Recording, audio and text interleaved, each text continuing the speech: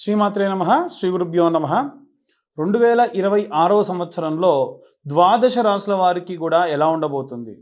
వాస్తవంగా భౌగోళికంగా కూడా 2026వ సంవత్సరం 2025 మాదిరిగానే ఉంటుందా అంటే నిజమనే చెప్పాలి. నిజంగా మనకు 2020వ సంవత్సరం నుండి ప్రారంభమైనటువంటి ప్రకృతి వైపరీత్యాల్లో భాగంగా వాయుపరమైనటువంటిది కరోనాగా, అగ్నిపరమైనటువంటివి అగ్ని ప్రమాదాలు, జలపరమైనటువంటివి నీటిలో ప్రమాదాలు, ఆకాశంలో ఎన్నో రకాలైన విధ్వంసాలు, భూకంపాలు ఇలాంటివి ఎన్నో జరుగుతూ ఉన్నాయి. ఇలాంటివెన్నో దాటుకొని మన ద్వాదశ రాసుల వారు కూడా ఎలా ఉంటున్నారు? ఈ 2026 సంవత్సరం వారందరికీ ఎలా ఉంటుంది? అందులో ప్రత్యేకంగా ప్రతి ఒక్క రాశి గురించి కూడా మనం విశేషంగా ఏ రెమెడీస్ చేసుకుంటే మంచిది, విభాగాలుగా చేసుకొని విద్యార్థులు, గృహిణులు, అలాగే చేతి వృత్తులు, కుల వృత్తులు చేసేవాళ్ళు, రాజకీయ నాయకులు, అలాగే విశేషంగా ఉద్యోగస్తులు, వ్యాపారస్తులు అందరి గురించి కూడా ఇప్పుడు మనం తెలుసుకుందాం. తదుపరి సింహరాశి. సింహరాశి వారికి సంబంధించి 2026వ సంవత్సరం ఎలా ఉండబోతుంది అనేటువంటి విషయాన్ని ఇప్పుడు మనం తెలుసుకుందాం. సింహరాశి వారికి సంబంధించి విద్యార్థులు, గృహిణులు, చేతి వృత్తులు, కుల వృత్తులు చేసేటువంటి వాళ్ళు, అలాగే ఎవరైనా సరే వివాహం కోసం ఎదురు చూసేటువంటి వాళ్ళు, ఉద్యోగస్తులు వీరందరికీ కూడా గురుగ్రహం అనేటువంటిది అనుసంధానం చేసుకొని మనం చెప్పినట్టయితే గురువు వీరికి ఏకాదశ స్థానం నందు సంచారం చేస్తూ ఉన్నాడు. ఏకాదశ స్థానంలో గురువు అద్భుతంగా ఉంటాడు. ఈ యొక్క గురువు 6 నెలల పాటు వీరికి ఈ యొక్క 11వ స్థానంలో సంచారం చేస్తూ ఉంది. వివాహం కాని వారికి వివాహము, సంతానం కాని వారికి సంతానము, ఉద్యోగం రాని వారికి ఉద్యోగము, ఆరోగ్య సమస్యలు ఉన్న వారికి తీరిపోయి అప్పులున్న వారందరికీ కూడా తీరుతుంది. సో సింహరాశి వారికి మొదటి 6 నెలలు కూడా ఇప్పుడు నేను చెప్పిన విభాగాల్లో గృహిణులు, విద్యార్థులు, చేతి వృత్తులు, కుల వృత్తులు చేసుకునే వాళ్ళు, సొంతంగా ఏవైనా సొంతంగా వ్యాపారాలు చేసుకునేటువంటి అంటే ఎటువంటి ప్రోడక్ట్స్ అమ్మకుండా వితౌట్ ఎనీ ప్రోడక్ట్ చేసేటువంటి వ్యాపారాలు ఉంటే వారందరికీ కూడా అనుకూలమైనటువంటి కాలం మొదటి 6 నెలలు. ఇవన్నీ కూడా వీరికి అద్భుతమైనటువంటి యోగ్యమైనటువంటి కాలం. సూర్యుడు ఎప్పుడైతే ఈ యొక్క రాశి వారికి సంబంధించి సూర్యుడు ఈ యొక్క 6వ స్థానం అంటే 6వ స్థానంలో సంచారం చేస్తూ ఉన్నాడు. ఇది కూడా ఒక రకంగా అద్భుతమైనటువంటి టైం అని చెప్పాలి. ఎవరన్నా సరే కేంద్ర ప్రభుత్వ ఉద్యోగస్తులు కానీ, ప్రభుత్వ ఉద్యోగస్తులు కానీ, టీమ్ లీడింగ్ పొజిషన్లో ఉన్న వాళ్ళు కానీ, రాజకీయ నాయకులు కానీ, ఎవరైనా సరే ఒక ఫారిన్ కంట్రీస్కి వెళ్ళి అక్కడ సెటిల్ అవ్వాలి అనుకునేటువంటి వాళ్ళు కానీ, వీరందరూ కూడా ఖచ్చితంగా సూర్యగ్రహం అనేటువంటిది 6వ స్థానంలో సంచారం చేయడం అద్భుతం. మరి సూర్యుడు 6వ స్థానంలో కంటిన్యూగా ఉండడు కదా, ఒక నెలన్నర తర్వాతకి కుంభంలోకి మారుతాడు. సో 6వ స్థానం నుండి 7వ స్థానంలో వెళ్ళినప్పుడు ఎటువంటి అనుకూలమైన కాలం కాదు.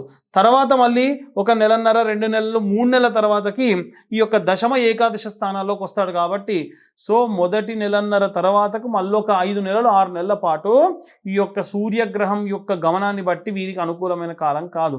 ప్రారంభమైనటువంటి సమయము మకర సంక్రాంతి తర్వాత నుంచి ప్రారంభమయ్యే సమయం మంచి సమయం.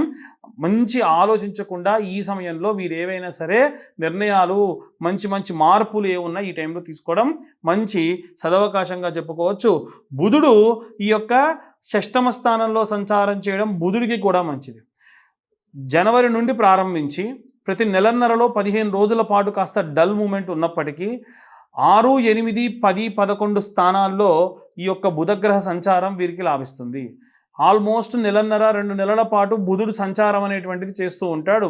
కాబట్టి బుధుడు ఏ గ్రహంతో కలిసి సంచారం చేస్తే ఆ ప్రభావాలు కూడా వస్తూ ఉంటాయి. కాబట్టి మెయిన్ వ్యాపారస్తులు, వ్యాపారాన్ని ఇంకా ఎవల్యూట్ చేయాలనుకునేటువంటి వాళ్ళు, బ్రాంచ్గా మార్చాలనుకునేటువంటి వాళ్ళు, నూతనంగా ఏదైనా వ్యాపారం చేయాలనుకునేటువంటి వాళ్ళు, ఏవైనా స్టాక్స్లో డబ్బులు ఇన్వెస్ట్ చేసేటువంటి వాళ్ళు, ఏవైనా సరే లాటరీస్ తీసుకునేటువంటి వాళ్ళు ఈ మధ్యకాలంలో చాలా జాగ్రత్తగా ఉండండి. అనవసరంగా అక్కర్లేనటువంటి స్టాక్స్లో అక్కర్లేనటువంటి లాటరీలు కొని డబ్బుని వృధా చేయకుండా ఉంటే మంచిది.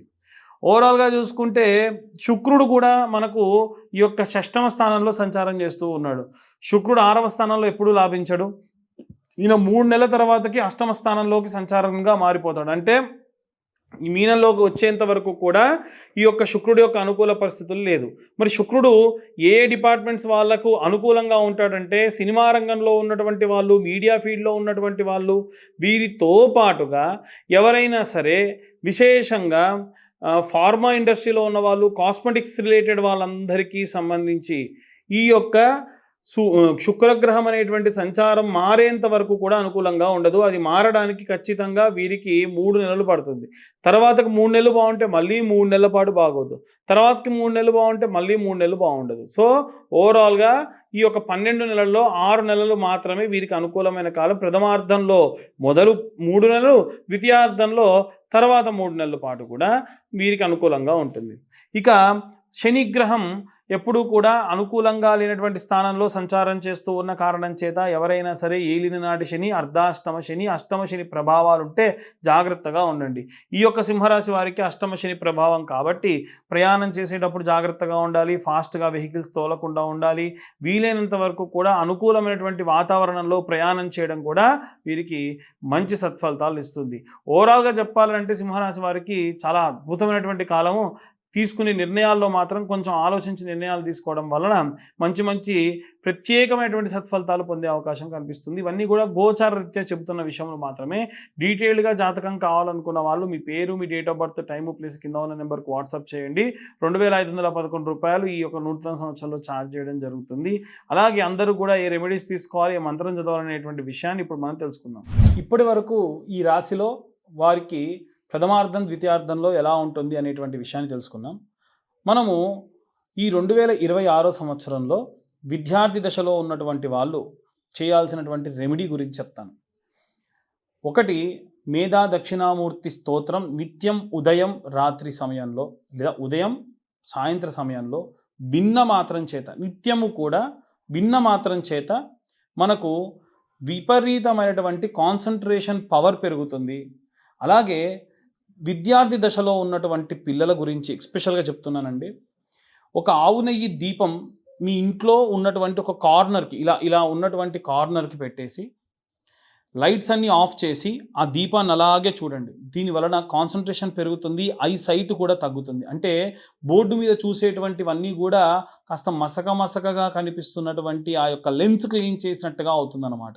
అలాగే మీరు చదువుకునే క్రమంలో మంచి వాసన వచ్చేటువంటి అగరబత్తీలు, మీకు ఎటువంటి డిస్టర్బెన్స్ లేకుండా వచ్చేటువంటి అగరబత్తీలు వెలిగించుకొని ఓం వాగ్దేవ్యై నమః, ఓం వీణావాణియే నమః అని ఒక 11 మార్లు శ్రద్ధగా శుభ్రంగా స్నానం చేసి మంచి లైట్ కలర్ వస్త్రాలు వేసుకొని ఈ 11 సార్లు ఓం వాగ్దేవ్యై నమః, వీణావాణ్యే నమః అని చెప్పి తర్వాతకి మీరు ప్రారంభించండి. మీకే తెలవని ఒక డివినిటీ వస్తుంది. అంటే చదివేటువంటి చదువు పైన మంచి భక్తి కలుగుతుంది. దీనివలన శ్రద్ధగా చదువు మనకు ఎక్కుతుంది. దానివల్ల ఎగ్జామ్స్ బాగా రాస్తాము. నెలలో ఒక్కసారన్నా సరే మీ పేరెంట్స్‌ని అడిగో ఏదో ఒకటి చేసి ఉలవలతో చేసినటువంటి చారుని తినండి. ఎందుకంటే కేతుగ్రహానికి సంబంధించిన ధాన్యం ఏదైతే ఉందో అది ఉలవలు. కాబట్టి మనం ఇప్పటివరకు ప్రస్తావన చేయలే కేతుగ్రహం గురించి. ఎందుకంటే కేతు జ్ఞానపీడోపశాంతయే, కేతు అరిష్టేతు సుసంప్రాప్తే, కేతు పూజాంచ కారయేత్, కేతు ధ్యానం ప్రవక్ష్యామి జ్ఞానపీడోపశాంతయే. మతిమరుపు ఎక్కువగా కలిగిస్తాడు కాబట్టి మతిమరుపు రాకుండాలంటే నెలలో ఒక్కసారన్నా ఇంటిల్లిపాది ఏం చేయాలి? ఉలవ చారు తినాలి. మన తెలుగునాట ఉన్నటువంటి సాంప్రదాయం ఉలవ చారు. అది చాలామంది గుగ్గిళ్ళు గుర్రాలకు పెడతారు, మనకు కదంటారు. తప్పండి. రోజూ తింటే వేడి, నెలలో ఒక్కసారి తింటే చాలా మంచిది, మతిమరుపు రాకుండా ఉంటుంది. ఇవి విద్యార్థి దశలో ఉన్న వాళ్ళు పాటించాల్సినటువంటిది. గృహిణులందరూ కూడా ప్రతి శుక్రవారము చిన్న గౌరమ్మని చేసుకొని మనకు దుర్గా కవచం కానీ లేదా కనకదార స్తోత్రం కానీ చదువుతూ కుంకుమార్చన చేయండి. వారం రోజులు అదే కుంకుమ బొట్టుగా పెట్టుకోండి. లేదు మీకు వ్యాపార సంబంధితమైనటువంటి వాళ్ళు ఇంట్లో ఉన్నారనుకోండి, కుబేర కుంకుమ అని ఉంటుంది. ఆ కుబేర కుంకుమను కనుక మీరు కుంకుమార్చన చేసి రోజు ఆ కుంకుమ పెట్టుకోవడం వలన విశేషమైన వ్యాపారాభివృద్ధి కలుగుతుంది. అలాగే నిత్యము 2 పూటల దీపారాధన చేయండి. చాలామంది ఇళ్లలో పని ఒత్తిడి వలన దీపారాధన చేయటం లేదు. ఆఫీస్ నుంచి లేటుగా వస్తే సరే, అప్పుడైనా సరే చేయండి. ఇంకా చెప్పాలనంటే మీ వారు ఉంటే మీ వారి చేత్తో చేయించండి. ఎందుకనంటే ఇంట్లో ఉన్నటువంటి భర్తనే పూజ చేయాలి. భార్య ఏ పూజ చేయకున్నా పర్వాలేదు, కానీ భర్తతో మీరు చేయించండి దీపారాధన. కనీసం దీపారాధన చేయించండి. నిత్యము ఉద్యోగం చేసేటువంటి వాళ్ళు, వ్యాపారం చేసేటువంటి వాళ్ళు చేయాల్సినటువంటి ఒకటే ఒక పని, పొద్దున సాయంత్రం కలిపైనా విడివిడిగా అయినా సరే 108 మార్లు ఓం నమః శివాయ అన్న మంత్రాన్ని ఒక చోట కూర్చొని చదవాలి. మహా అయితే 2 నుంచి 3 నిమిషాలు కూడా పట్టదు. అంతే కదండి. కాన్సన్ట్రేషన్గా చదివితే మీకు తెలవని ఆరా పెరుగుతుంది. అలాగే సాయంత్రం సమయంలో ఇంకా వీలైతే ఓం నమో భగవతే వాసుదేవాయ, లేదు ఓం నమో నారాయణాయ, ఇలాంటి మంత్రం. విశేషంగా ఆరా పెరగాలి అనంటే ఏదో ఒక చాంటింగ్ చేయాలి. మనం ఎప్పుడు మన లోపల మాట్లాడుకోవాలి. ఆ సమయంలో వేరేవి ఏవి ఆలోచించకూడదు. ఇలాంటివి చేయడం వలన కాన్సంట్రేషన్ పెరుగుతుంది. ఎదుటిగా ఉన్నటువంటి వ్యక్తి చెడు చేస్తున్నాడా మంచి చేస్తున్నాడా ఈజీగా తెలుస్తుంది. కాబట్టి ఇలాంటివన్నీ కూడా మనం చేయాలి. అలాగే ఎవరైతే ఉద్యోగస్తులు ఉంటారో ఈ సంవత్సరంలో ప్రథమార్థము ద్వితీయార్థము మీకు బాలేనటువంటి సమయాన్ని చెప్పాను కదా, ఆ సమయంలో గానగాపూర్ వెళ్ళండి. దత్తాత్రేయ స్వామి యొక్క పాదుకలు దర్శించుకోండి. సంగంలో స్నానం చేయండి. ఆ పక్కనే ఉన్న మీడి చెట్టుకి ప్రదక్షిణాలు చేయండి. అద్భుతమైనటువంటి మంచి ఉపశమనం అనేటువంటిది కలుగుతుంది. విపరీతమైనటువంటి స్ట్రెస్ మీ పైన లేకుండా ప్రశాంతమైన వాతావరణాన్ని మీరు పొందుతారు. ఓం నమో దత్తాత్రేయ స్వామిని నమః అని 11 మార్లు రోజు పూజ చేసేటప్పుడు అనుకున్న మాత్రం చేత, అనుష్ఠానం అంటే ఏమీ లేదండి, పెద్ద పెద్ద మంత్రాలు ఏం అవసరం లేదు. మనం చాలా సులువుగా చదువుకునేటువంటి మంత్రాల్ని నిత్యము 11 సార్లు ఒకటి, 108 సార్లు ఒకటి చదువుకుంటే చాలు. సంవత్సర కాలంలో ఆడవాళ్ళు, ఇంట్లో ఉండే ఆడవాళ్ళు శ్రీమాత్రే నమః అన్న మంత్రం అట ఒక 10,000 సార్లు పూర్తి చేసిన మాత్రం చేత ఇంటికి ప్రమాదం రాకుండా అమ్మవారు కాపాడుతుంది. చూడండి మరి. కాబట్టి ఇలాంటి పనులు చేయండి, ఇలాంటి మంత్రాలు చదవండి, ఇలాంటి చాంటింగ్స్ చేయండి. దానివల్ల ప్రత్యేకమైనటువంటి శక్తిని పుంజుకుంటారు. అలాగే ఎవరైతే వ్యాపారం చేస్తూ ఉన్నారో బుధవారం పౌర్ణమి వచ్చిన నాడు ఎక్కడైనా వెంకటేశ్వర స్వామి ఆలయంలో భోగం చేయించండి. భోగం అంటే వేరే అనుకోకండి. భోగము అనంటే చింతపండుతో చేసేటువంటి పులిహోరని భోగము అంటారు. అలా చింతపండుతో తయారు చేసిన పులిహోరని స్వామివారికి ఎక్కువ మొత్తంలో నివేదన చేయించి మీ చేత్తో పంచండి. ఇలా చేయడం వలన వ్యాపారస్తులందరికీ కూడా అద్భుతంగా ఉంటారు. వ్యాపారానికి అధిపతి బుధుడు నపుంసకత్వానికి కారకుడు. కాబట్టి ఎవరైనా హెజ్రాలుంటే ఆ హెజ్రాకి పౌర్ణమి రోజు బుధవారం వచ్చినప్పుడు ఆకుపచ్చ వర్ణంలో ఉన్నటువంటి తులసిమాల, ఒక ఆకుపచ్చ వర్ణంలో ఉన్న చీర, అలాగే ఆకుపచ్చ వర్ణంలో ఉన్నటువంటి గాజులు పెట్టి ఎంతో కొంత దక్షిణించి కాళ్ళకు దండం పెట్టండి. ఇంకా వీలైతే హారతి కూడా ఇవ్వండి. అదేంటండి అనంటే అవును, ఖచ్చితంగా ఈ యొక్క నపుంసకత్వులు ఎవరైతే ఉంటారో, హెజ్రాలు ఉంటారో, వారికి ఇలా చేయడం వలన విశేషంగా వాళ్ళ యొక్క జాతకంలో ఉన్నటువంటి బుధగ్రహ సంభావిత దోషములు పోతే వాళ్ళకేమీ కాదు. ఎందుకంటే వాళ్ళకు ఉన్నటువంటి శాపమే ఉన్నటువంటి దోషం, అంతకు మించిన దోషం ఇంకేది ఉండదు. ఇలా చేయడం వలన వ్యాపారం బాగా అభివృద్ధి చెందుతుంది. సాంసారిక జీవితంలో వీర్యకణాల ఉత్పత్తి తక్కువగా ఉన్నటువంటి నపుంసకత్వంలోకి వెళ్తున్నటువంటి మగవాళ్ళకు కూడా ఈ రెమెడీ చాలా బాగా ఉపయోగపడుతుంది. అలాగే ఎవరైతే శని సంబంధిత ఇబ్బందులతో ఉన్న ధనుసు రాశి వాళ్ళు కానీ, ఈ యొక్క సింహరాశి వాళ్ళు కానీ, అలాగే ఏలిననాటి శని ప్రభావం వల్ల ఇబ్బంది పడుతున్నటువంటి మీనరాశి వాళ్ళు కానీ, అలాగే మేషరాశి వాళ్ళు కానీ, విశేషంగా వీరే కాదండి, అందరూ ఎవరికైతే శని మహర్దశ నడుస్తుంది, శని వారి జాతకంలో చండాల యోగంలో ఉన్నాడు అనుకోండి, అప్పుడు ఏం చేస్తారు? కాబట్టి ఈ సంవత్సరంలో ఎప్పుడైతే శని త్రయోదశి వస్తుందో ఆ శని త్రయోదశి నాడు విశేషంగా మీరు అంటే ఎన్నిసార్లు శని త్రయోదశి వస్తే అన్నిసార్లు తైలాభిషేకము తిలాహోమము చేయించండి.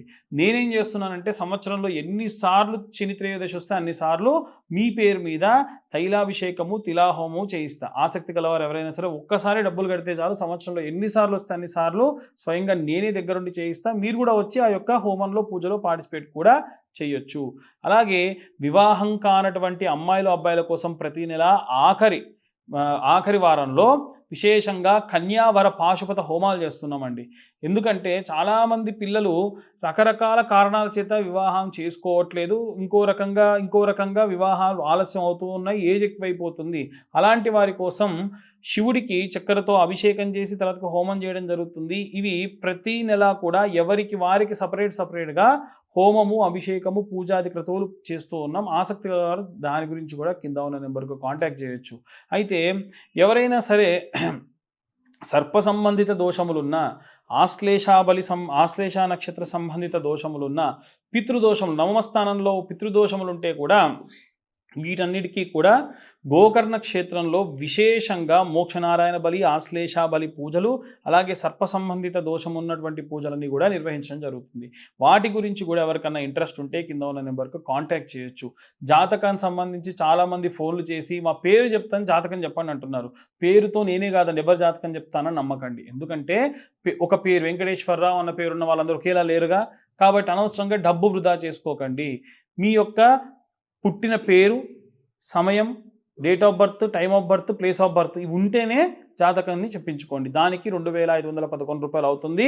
60-70 పేజీల్లో జాతకం డీటెయిల్గా ఇవ్వడం జరుగుతుంది. చాలామంది మా వీడియోస్ చూస్తున్నారు కానీ లైక్ చేయట్లేదు, సబ్స్క్రైబ్ చేయట్లేదు. మేము చెప్పినటువంటి విషయాలు ఏమైనా కాస్త ఇన్ఫర్మేటివ్గా ఉంటే దయచేసి ఇంకొంతమందికి షేర్ చేయండి. వీలైతే లైక్ అండ్ సబ్స్క్రైబ్ చేయండి. సర్వే జనా సుఖినో భవంతు. స్వస్తి.